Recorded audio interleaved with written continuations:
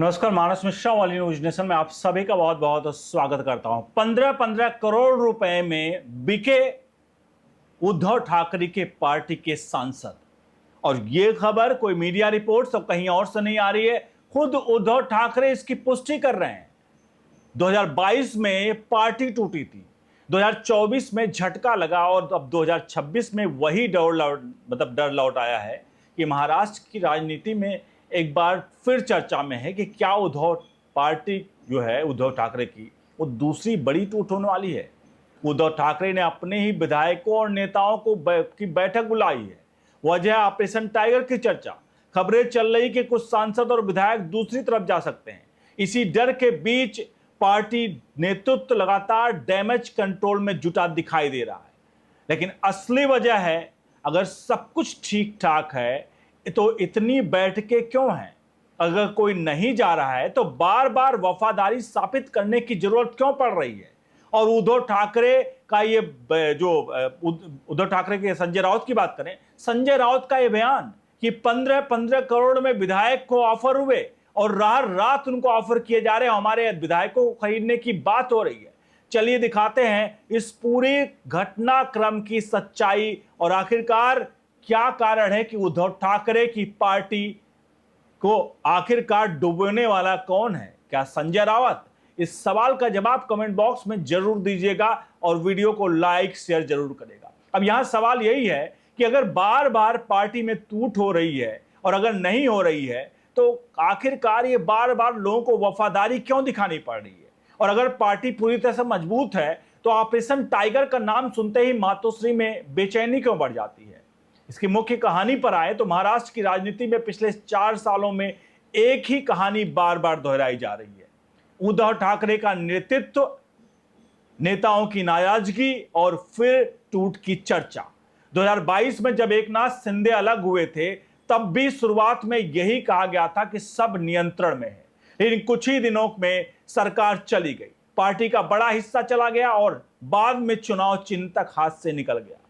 अब 2026 में फिर वही माहौल बन रहा है। फर्क सिर्फ इतना है कि इस बार विपक्ष सवाल पूछ रहा है। अगर 2022 के बाद भी पार्टी अपने नेताओं को रोक नहीं पा रही है तो समस्या बाहर या नेतृत्व के अंदर। अब उद्धव ठाकरे की अगर बात कर लें तो बाला साहब ठाकरे की राजनीति का मॉडल अलग था। वहां नेता पार्टी छोड़ने से पहले 10 बार सोचता था। आज हालात यह है कि हर कुछ महीने में नई अफवाह खड़ी हो जाती है। यह आलोचकों का जो है आरोप है कि उद्धव ठाकरे संगठन को वैसा मजबूत नहीं रख पाए हैं जैसा उनके पिता के दौर में था। समर्थक कहते हैं कि उनके साथ अन्याय हुआ है, लेकिन विरोधी कहते हैं कि अगर सब अन्याय ही था तो इतने सारे नेता दूसरी तरफ क्यों चले गए? राजनीति में भावनाएं वोट दिला सकती हैं, लेकिन सवाल संगठन को बचाने के लिए सिर्फ भावनाएं ही काफी नहीं होती हैं। अब आते हैं संजय राउत पर। यह वो शख्स हैं जिसके बिना महाराष्ट्र की राजनीति की कोई प्रेस कॉन्फ्रेंस पूरी नहीं होती है।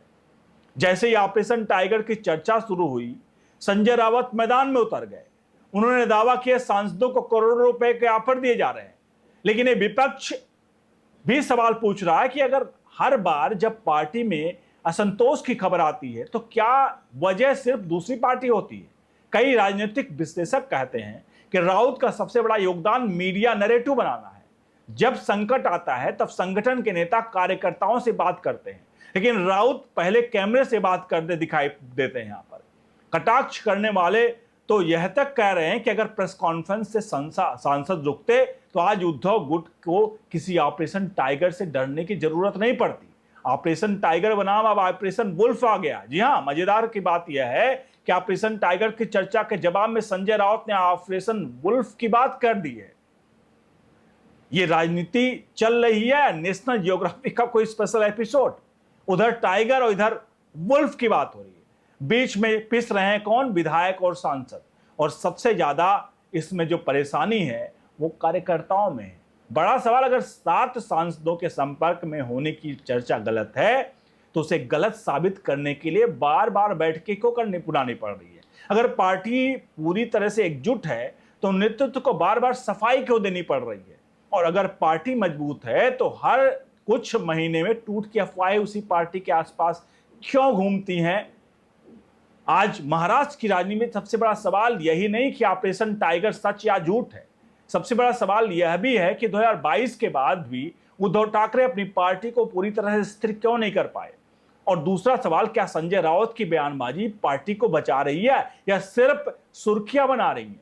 आने वाले दिनों में अगर कोई नेता जाता है तो उद्धव ठाकरे कहेंगे कि पार्टी एकजुट है, लेकिन अगर फिर कोई बड़ा चेहरा चला गया तो महाराष्ट्र की राजनीति में सवाल और तेज हो जाएगा कि आखिर समस्या विरोधियों में से ज्यादा है या नेतृत्व में।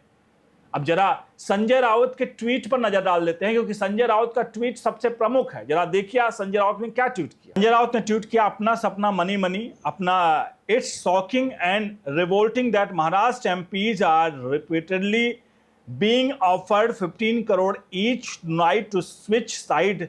देवेंद्र फडणवीस को इनको टैग करते हुए संजय राउत ने ट्वीट किया।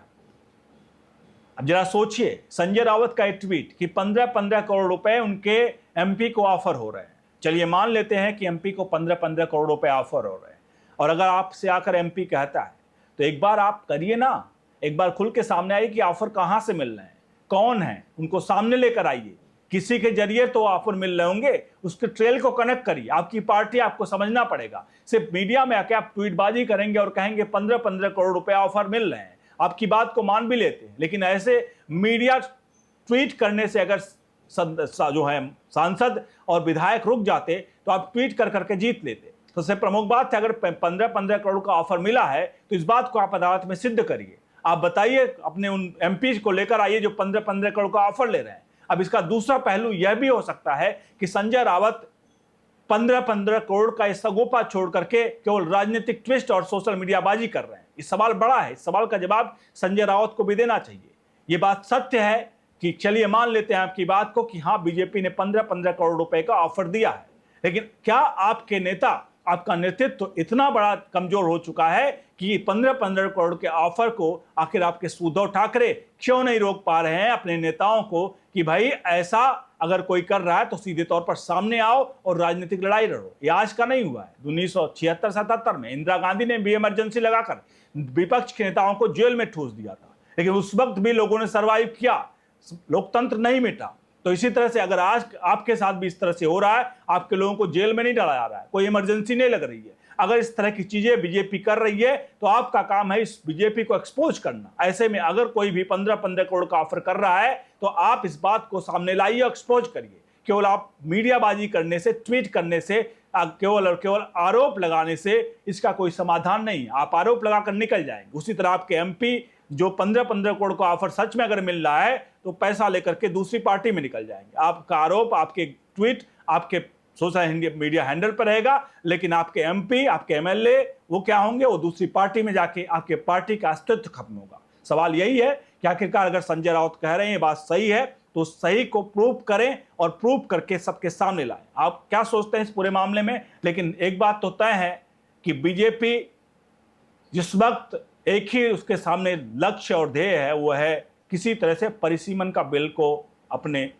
पक्ष में लाना, और आने वाले मानसून सत्र में इस बिल पर मुहर लगनी शायद तय है। इसीलिए इस वक्त जो चाहे टीएमसी के सांसद हो, चाहे उद्धव ठाकरे की तरफ के हों, जो भी सांसद जा रहे हैं उनका मेन ध्येय है बीजेपी का वो ऑपरेशन जो उसकी बात की जा रही है कि भैया उनको परिसीमन बिल पास करा लिया जाए। फिलहाल उस परिसीमन बिल को लेकर के ही वो आगे बढ़ रही है, लेकिन फिर भी संजय राउत और उद्धव ठाकरे को इस बारे में सोचना पड़ेगा। मीडियाबाजी या ट्वीट करने से उनके एमपी एमएलए नहीं बचने वाले हैं।